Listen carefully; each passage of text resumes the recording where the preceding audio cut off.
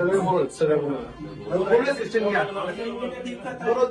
त्यांना सांगितलं ना साहेब सालांना चपल्याने थोडा साला बरोबर सगळं आणि त्यांना रस्त्यावर मारून जायला सांगितलं त्यांना सोडणार नाही मी त्यांना विचारा मी अरे तुम्ही एवढी पूर्ण सिस्टीम उभी केली मला जेवढ्या विहिरी मंजूर केल्या तुम्ही सगळ्या लोकांना तुमच्या समोर फोन लावा तुम्ही आणि सगळ्या लोकांना तुम्हाला साहेब हॅलो तर काय झालं त्या विहिरींच्या प्रकरणामध्ये ना त्या पंचायत समितीच्या लोकांनी इतका धुमाकूळ घातला की 10,000 रुपये म्हणजे ते ऐकायलाच तयार नाही डायरेक्ट म्हणजे व्हिडिओ पासून तर खालचे सगळे आता 50-50 लोक आले की बाबा हे आम्हाला ऐकत नाही पैसेच मागता रेकॉर्डिंग फाकडिंग सगळे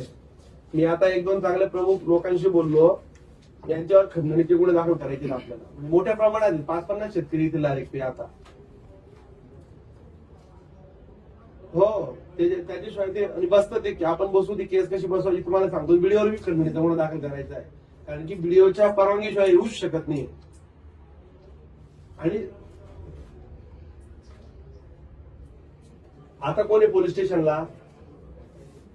आम्ही तिथे चाललोय शेतकरीच फिर्याद मी पोलीस स्टेशनला मी स्वतः चाललोय तिथं आणि तुम्ही जर त्या घटनेची ग्रॅव्हिटी पाहिली म्हणजे यांना तर मी म्हणतो म्हणजे तुम्ही म्हणाल की बाबा इथं हाताबाहेर गेलं बडाय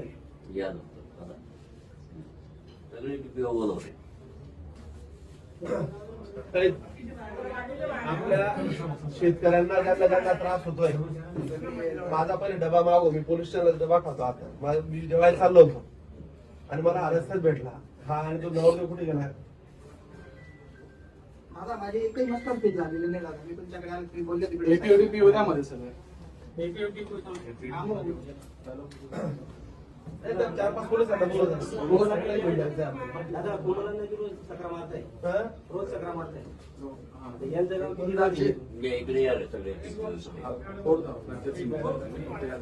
सगळं रेकॉर्ड बघायचं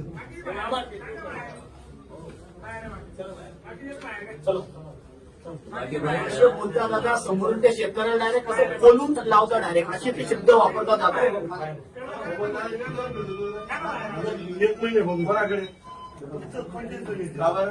गरम शोक नाहीये एमबीचं प्रॉब्लेम भरपूर आहे दादा आता ते सांगायला गेलं म्हणजे रिकामी वाद होते त्याच्यामुळे आपण बोलत किती घरकुलाचे पैसे अडकले विहिरींचे किती पैसे अडकले 1 रुपया पण भेटले नाही. 1 रुपया पण नाही अजून. का बरं काय आता ते एमडीचे पैसे मागताय दादा प्रमोद पाटील पैसे मागताय एमडीचे मी प्रमोद पाटील कोण आहे 2 दिवस गेलो कोण आहे प्रमोद पाटील एमडी होते